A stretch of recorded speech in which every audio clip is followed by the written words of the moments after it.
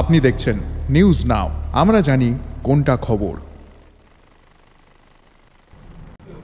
मुख्यमंत्री डॉक्टर मानिक शाह ने उग्रवाद से निपटने में ऑपरेशन सिंदूर की सफलता पर विधानसभा सत्र में बधाई प्रस्ताव पड़ा। ऑपरेशन सिंदूर भारतीय सेना के संयुक्त प्रयासों से सफल रहा है। मुख्यमंत्री डॉक्टर मानिक शाह ने आज के बधाई प्रस्ताव में कहा,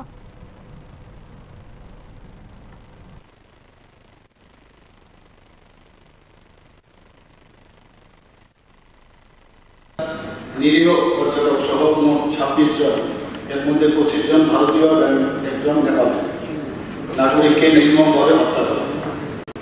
এই নৃশংস হত্যাকাণ্ড সমগ্র দেশবাসীকে গভীরভাবে শোকাহত করে তোলে।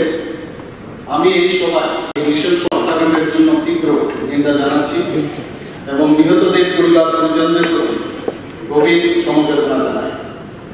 এই ন্যাক্কারজনক হত্যাকাণ্ডের পরপরই ভারতীয় মাননীয় প্রধানমন্ত্রী শ্রী নরেন্দ্র মোদীজি এতহীন ভাষায় দেশবাসীকে জানিয়েছিলেন, ভারত এই ধরনের জঙ্গি হামলাকে কোনোভাবে আর সহ্য করে না।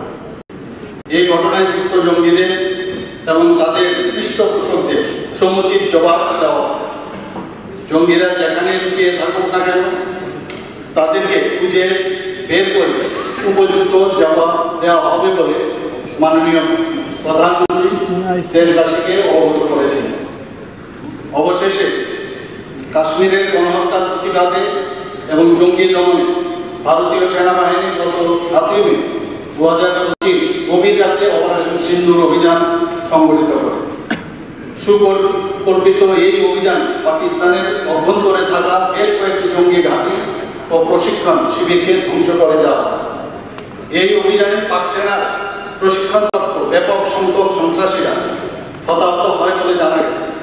পরদিন পাকিস্তান ভারতকে লক্ষ্য করে গোলাবর্ষণ শুরু করল। ভারতীয় সেনা, নৌ ও বায়ুসেনার সম্মিলিত পরিচালনায় ক্ষেপণাস্ত্রের পাল্টা আঘাতে পাকিস্তানের বেশ কয়েকটি সামরিক পরিকাঠামো ক্ষতিগ্রস্ত হলেও পাকিস্তানের নাগরিকের উপর কোনো আঘাত ছাড়াই সফলভাবে এই অভিযান সম্পন্ন করা হয়। পাকিস্তানের প্রতিটি আক্রমণকে ভারতীয় সেনাবাহিনীর বীর জওয়ানরা অত্যন্ত সাহস ও দক্ষতার সঙ্গে প্রতিহত করেছে। কোনো প্রকার ক্ষয়ক্ষতি ছাড়াই ভারতবর্ষ সম্পূর্ণভাবে সুরক্ষিত রয়েছে।